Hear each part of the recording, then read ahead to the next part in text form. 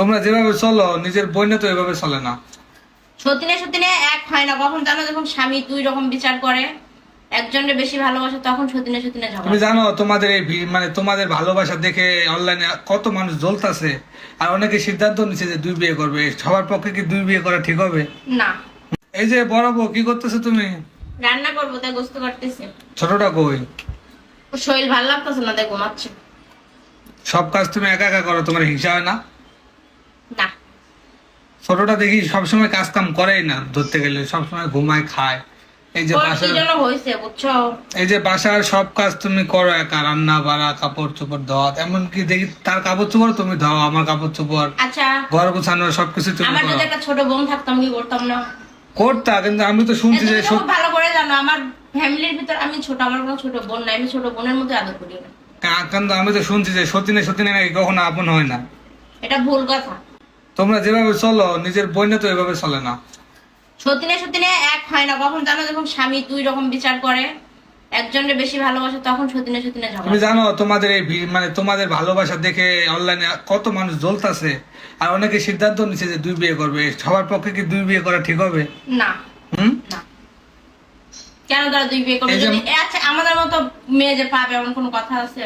সেটা ঠিক, কিন্তু আমাদের মনে করো এগুলা দেখে যদি মানুষ ভুল করে কেউ দুইটা বিয়ে করে ফেলে, তাহলে তার জীবন কিরকম হতে পারে?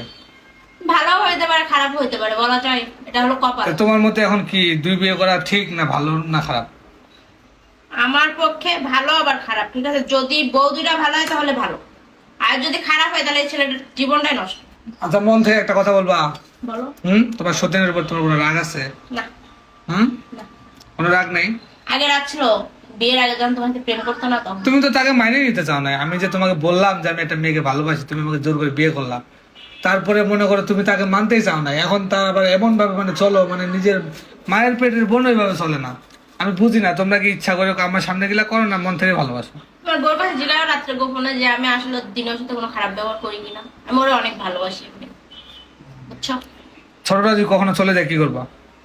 আমি অনেক কান্না করবো, অনেক কষ্ট হবে আমার। সত্যি। এত ভালোবাসা ছোটটার জন্য। আর ছোটটা যাবে না তো? বলা যায় যদি কারো প্রেমে পড়ে যায়, অল্প বয়সী মেয়ে না, যাইতেও পারে, স্বাভাবিক। ছোটটার তুমি কি জানো ছোটটার কি হবে? কি হবে? জানো না? না, তোর বউ বমি করতেছে, বোঝো না? যাবে ঘুমাতে নাই? আমার এটা তো কনফার্ম হয়নি এখনো ডাক্তারের কাছে, তাই না?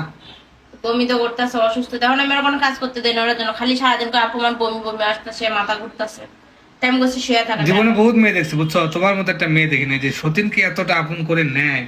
মানুষ তোমাদের ভালোবাসা থেকে